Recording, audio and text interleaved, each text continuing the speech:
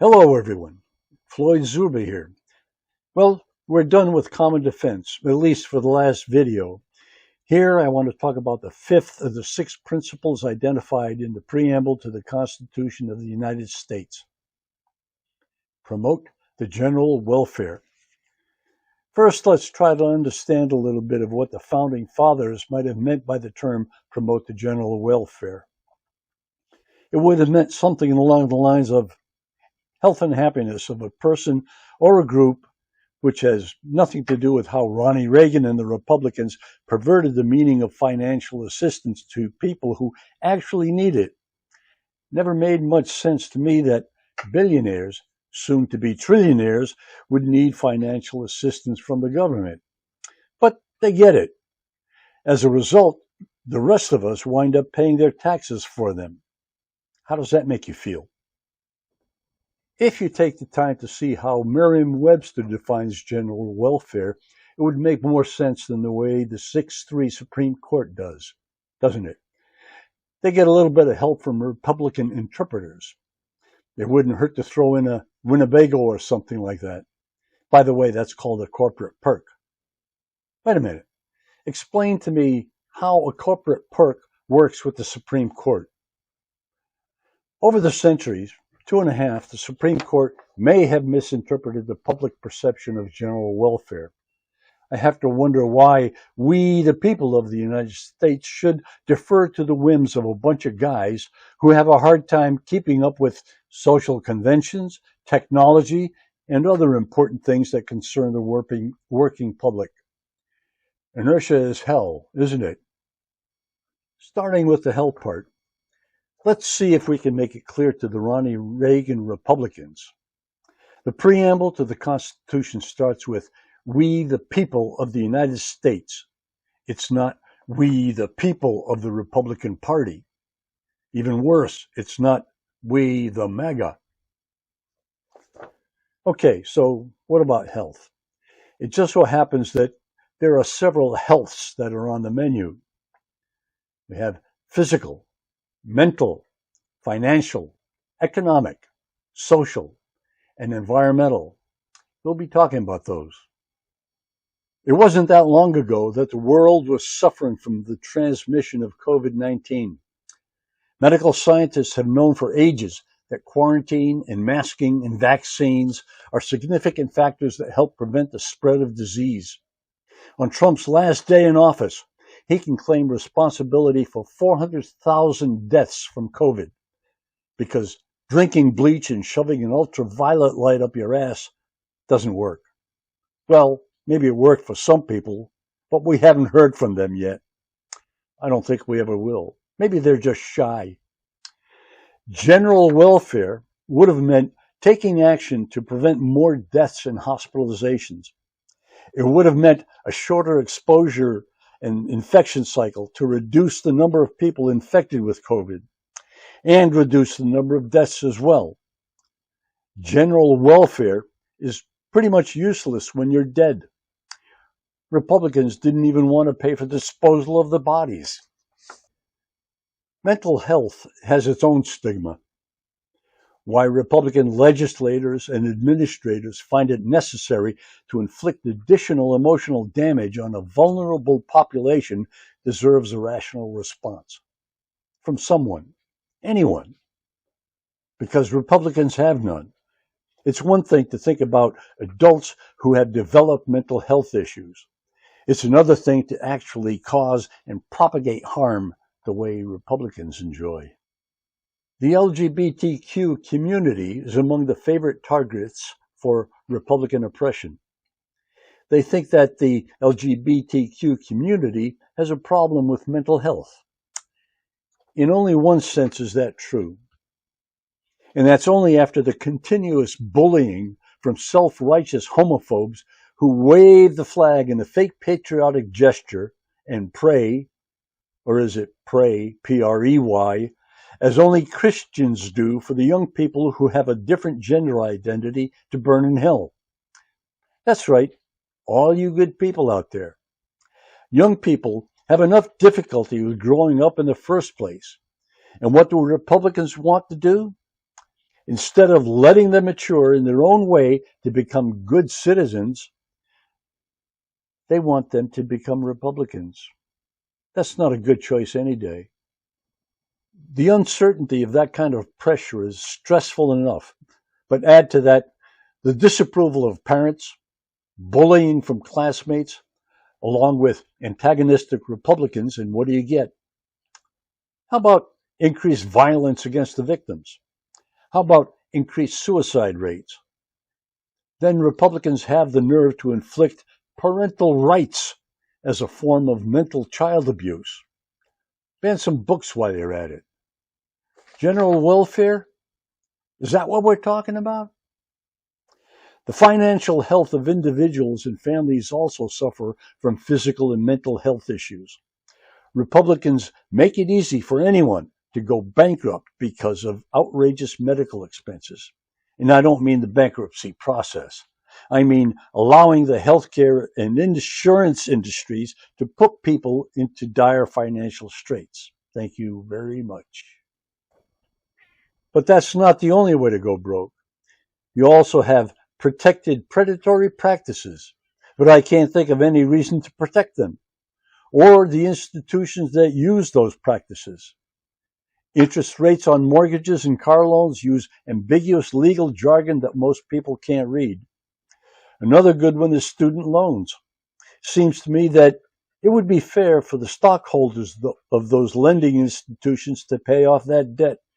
They must have made enough money by now off we the people of the United States. General welfare? Yeah, for the rich folks. Hey, how about that economic health? We the people of the United States are still waiting for that trickle-down shit to kick in. Since the long ago days of Ronnie Reagan and the Republicans, the Gini coefficient shows that 50 fucking years of tax cuts for the rich folks has done nothing to decrease income and wealth inequality. We're still waiting for the benefits to kick in. I don't see that happening anytime soon. General welfare for corporations and rich folks. Who else? Not, not we the people of the United States. Social health has been declining and declining and declining. As a society, I keep hearing the expression, we've lost our moral compass. I, I can agree with that.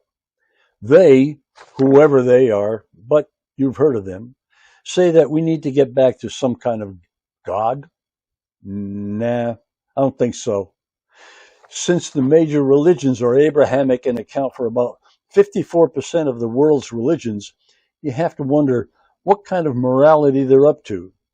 They, whoever they are, but you've heard of them, keep babbling that the United States is a Christian nation in spite of the First Amendment. And they keep ignoring that. Let's just sort of work our way through these religions proportionately and see what kind of moral impact they offer. Starting with Israel. Being predominantly a Jewish state, the theology doesn't seem to bother the government in its decades-long crusade to take away Palestinian land. They've been fortunate enough from a position of power to control the Palestinian population using draconian measures. Their religious pursuit to take away the homeland of the Palestinians to claim it as their own resulted in hardship because of the policies imposed by the Israeli government. It's been going on for some time with little intent to negotiate with Hamas or Palestinians. None of this justifies the attack by Hamas, but you have to wonder how much pressure has been building over the decades of Israeli administration and domination. The response to the Hamas attack is just an extension of the policy to take away land from the Palestinians who are being made to move from their homes. Once those homes and lands are unoccupied, who's going to occupy them? The Israelis have shown that they're ready. Islam. You can say that they fly into buildings and they're a little misogynistic. All you infidels who don't believe in Allah better get in line or else. or else is Iran, or else is Afghanistan, or else could be Christianity in the United States. So let's take a look at some Christians in the United States where they supposedly predominate. What can we say Christians have accomplished in this country? Polarized society by attempting to inflict their religious beliefs on others. Evidently, their perspective of persecution on them by others consists in others not believing what they believe. Somehow, they expect that we, the people of the United States, should accept the bigotry they profess. If we don't, obviously we're denying their right to practice their religion. If anyone can straighten out their twisted logic, I would appreciate it. And then they pursue the breakdown of the separation of state and church and advocating a theocracy while they're at it. All this with Republican collaboration. Just what we need. Christians trying to impose a fake morality on everyone else through legislation. Or maybe another Spanish Inquisition. They deny science in favor of alternate realities to healthcare, social programs, education, and the creation of the universe itself. I think they need to read more real books before they get banned. Or is that why they're trying to ban the books? They pillaged the education system to invoke tax advantages for charter schools that dumb down the student population that's trying to prepare for adulthood. How are you going to grow up without having the right information? And in general, they coerce we, the people of the United States, into participating in an unwanted theocracy. If that ever happens, we're all going to hell. Other than the profit incentive for corporations and the rich folks, TV evangelists have contributed to the decline of a healthy social environment. General welfare? Evangelical jets. Profit motive or profit motive? And speaking of environment, who gets the benefit of our natural resources? The 6-3 Supreme Court has been diligent in its mission to strengthen the corporate pursuit of profits. The EPA and other federal agencies put in place to promote the general welfare for we, the people of the United States, are being dismantled to allow corporations to pollute at will. They can put our lives and health at risk with impunity. How did they manage to join we, the people of the United States, and get a larger say? Recently, Ecuador granted one of its rivers the right to not be polluted. In the United States, corporations pay to promote their own general welfare. Somewhere along the way, the corporations managed to buy the moniker of people, just to be like the rest of us. Well, not exactly like the rest of us. Corporations have more rights. That's how it works when you get tax advantages with the help of Republican legislators. And we, the people of the United States, are paying for those corporate tax advantages. If only we, the people of the United States, had rights too. Speaking of water, how about the Republican states of Texas and Florida?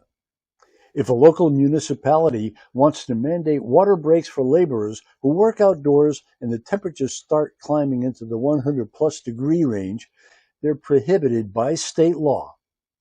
A law passed by Republican legislators and signed by Republican governors.